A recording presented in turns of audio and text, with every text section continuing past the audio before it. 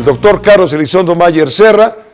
Carlos, muy buenas noches, bienvenido, ¿cómo estás? Buenas noches, de regreso en la cancha. De regreso en la cancha, de manera presencial, por supuesto, lo cual agradecemos doblemente. Y también nos acompaña nada menos que Kenneth Smith Ramos. Él fue jefe negociador del Tratado Comercial entre México, Estados Unidos y Canadá, el TEMEC. Vaya, si alguien sabe del TEMEC, pues es Kenneth Smith Ramos. Kenneth, buenas noches, bienvenido, gracias por aceptar la invitación. Muy buenas noches, Pepe, un placer estar aquí. Gracias, estamos hablando de los métodos de comunicación de la reforma, iniciativa de reforma eléctrica del presidente.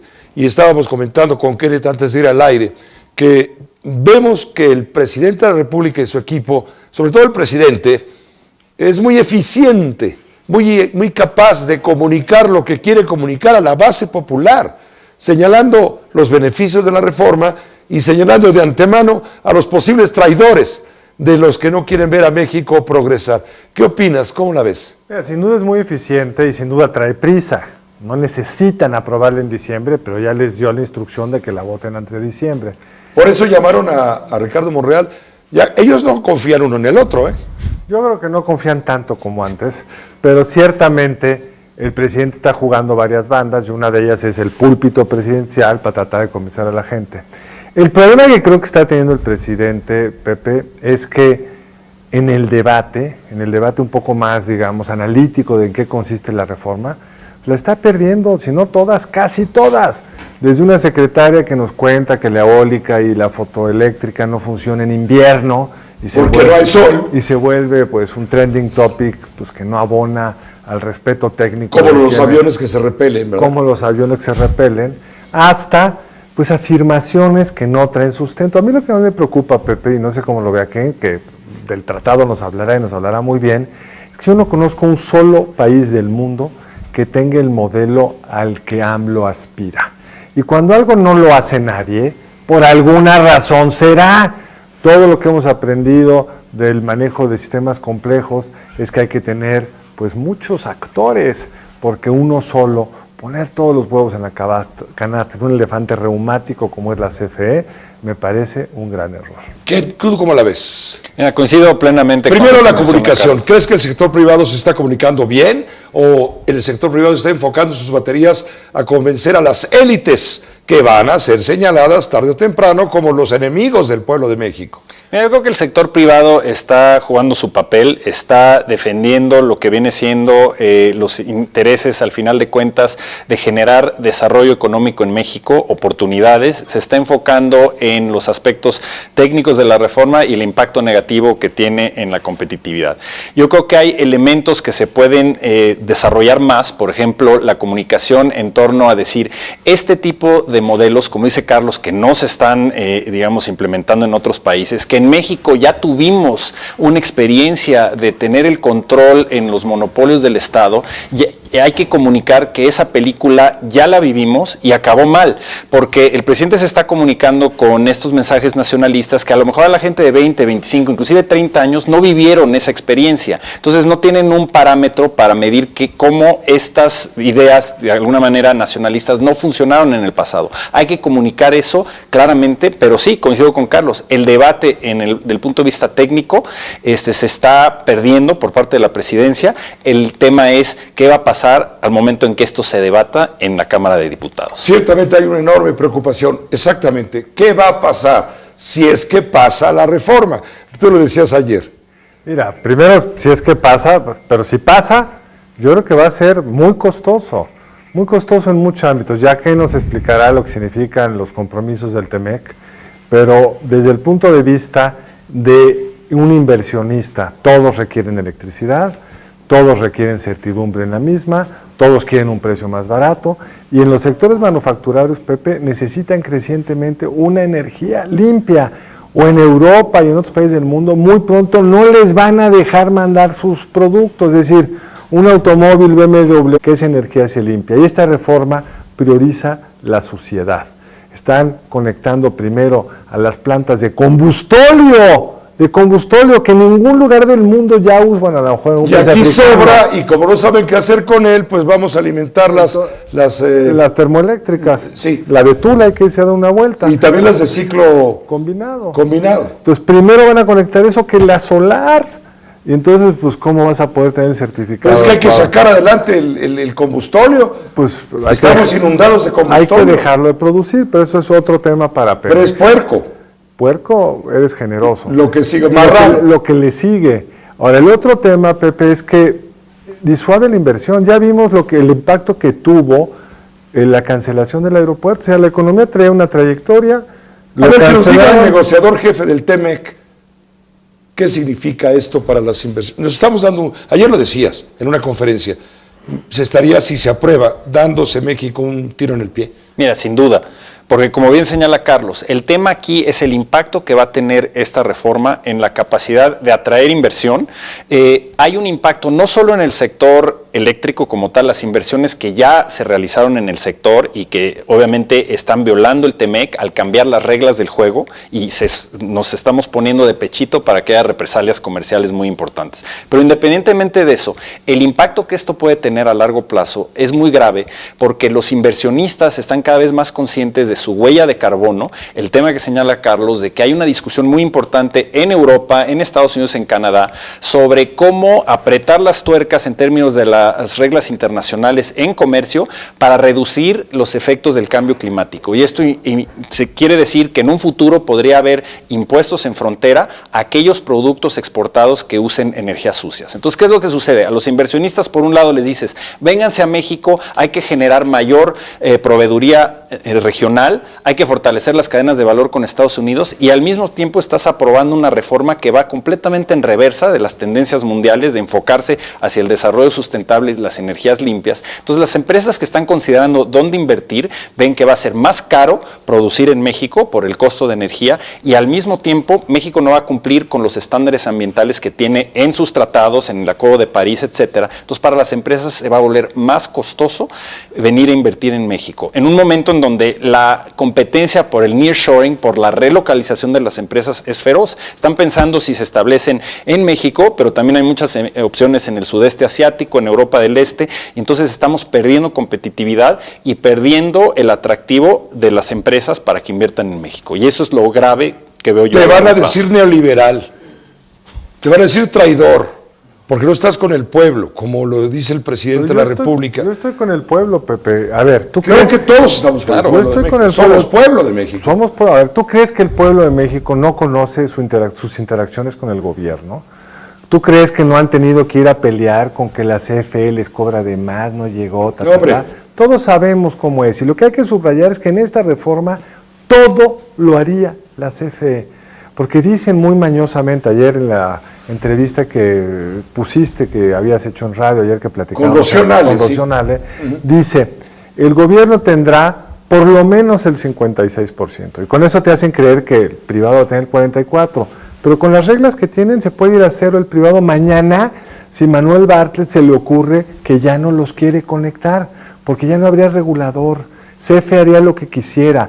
Pepe Cárdenas no me gustó lo que dijo. ¿Dónde está? Le corto la luz, ahí te lo encargo que te la vuelvan a conectar. O le mando a la Secretaría de Hacienda. Ese es otro problema. O la empresa tal, le corto la electricidad, o a este proveedor se la compro a tal. Ya no habría reglas del juego y eso para los inversionistas es fatal. Y sabes que para el pueblo, perdón, Sí. para el pueblo el tema es ¿qué va a pasar con las tarifas eléctricas? Van Hay un a subir. argumento, inevitablemente van a subir. Y por eso me refiero mucho a la experiencia anterior. No, México- antes te pregunto, ¿y va a haber Claro. suficiente energía? Ese es el problema, porque no va a haber la capacidad de garantizar el abasto de energía que sea comprada a precios competitivos, ni siquiera suficiente para satisfacer las necesidades industriales y también residenciales. Entonces, a eso me refiero cuando vamos en reversa y se habla de fortalecer la seguridad energética cuando en realidad estás haciendo exactamente exactamente lo contrario. Y al final del día todo esto te va a llevar a que para el ciudadano mexicano sea más cara la electricidad. Y este argumento de que es injusto que las empresas paguen menos por la electricidad, hay que subirles a las empresas, es parte de este falso debate que enfrenta, según esto, a las empresas versus al pueblo. Cuando en realidad, si tú subes las tarifas eléctricas, los productos al consumidor de todos estos usuarios de energía van a subir. Es decir, le vas a acabar subiendo el costo a los productos para la ciudadanía. Pero es todavía peor, porque los datos que son falsos. El ciudadano promedio paga menos que las empresas que han estado citando en los medios. Pero además, ¿no te gustaría, Pepe, no le gustaría al pueblo unas reglas que en vez de subirlos a los que traen la electricidad más barata, nos la bajaran a todos? ¿No sería mejor? ¿Por qué unos tienen precio más barato, estas empresas tienen el precio más barato? Porque no se la compran a CFE. ¿Por qué todos nosotros que sí estamos en la tarifa más cara nos dejan ir con un precio?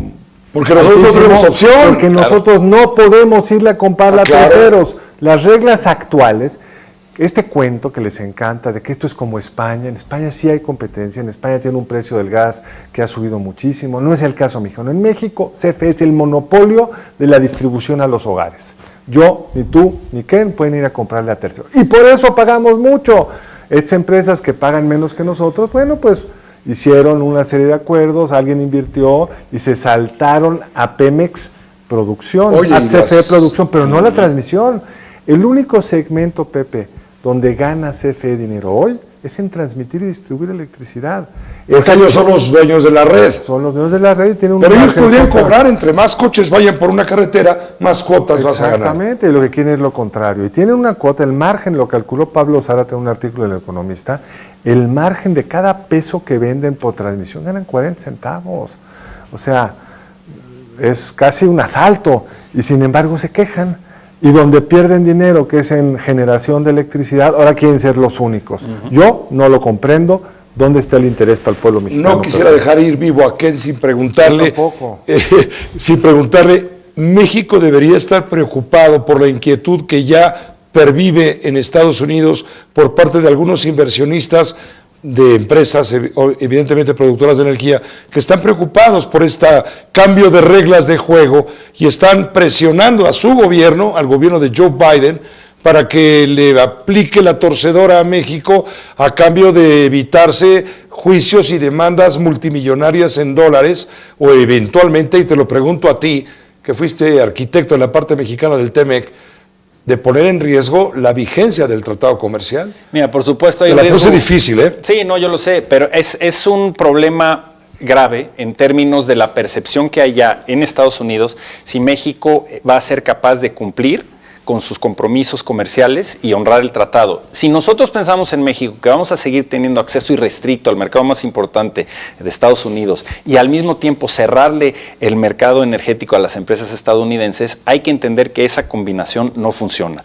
Tarde o temprano, lo que va a suceder es que Estados Unidos va a poder presentar demandas de Estado a Estado, es decir, Estados Unidos demandando al gobierno mexicano en un panel, y si un panel determina que hay daños por 500 millones de dólares, 1,000 millones de dólares, Estados Unidos se va a cobrar sobre los productos más exitosos de exportación de México, el sector agropecuario, el sector acerero, el sector industrial. Entonces hay un riesgo muy importante. Y los inversionistas pueden tener acceso a los mecanismos de solución de controversias inversionista-Estado, donde pueden en lo individual demandar al gobierno mexicano por daños, por cambiarles las condiciones de inversión, por utilizar la regulación para discriminar en contra de las empresas del sector privado y a favor del monopolio estatal, y eso puede derivar en daños por empresa en cientos de millones de dólares. Entonces el costo es muy importante. Claro, en lo individual, cientos de millones de dólares, pero tienes inversiones de más de 40,000 millones de dólares en el sector. Entonces imagínate, por el lado de las represalias comerciales que le pegan a nuestras exportaciones y los daños que salen, eso es dinero que sale directamente de la Federación, de la tesorería, que es dinero de todos los mexicanos. Entonces el riesgo es muy importante y pone sobre todo en riesgo este gran auge que hemos visto en los primeros 7 meses de este año, de cifras comerciales que están creciendo. Nos hemos consolidado como el principal socio comercial de Estados Unidos y eso está en riesgo a través de todo No esto. fue nuestro hoy embajador en China el último cabeza negociador del tratado comercial, cuando el presidente electo ya era López Obrador, el que metió el tema de la energía en el tratado comercial y ahora ya no sabemos qué hacer. Ahora, A lo mejor estoy equivocado, pero todo esto deriva de un comentario que ha repetido en varias ocasiones el presidente de que no hay compromisos energéticos en el TEMEC. A eso me refiero. Y eso no es cierto. El capítulo, o más bien la cuartilla que se añadió en el capítulo 8 del TEMEC, señala que México es un país soberano que puede modificar su constitución. Eso es un hecho. Y también que los recursos del subsuelo, los hidrocarburos, le pertenecen a la nación. Eso también es cierto.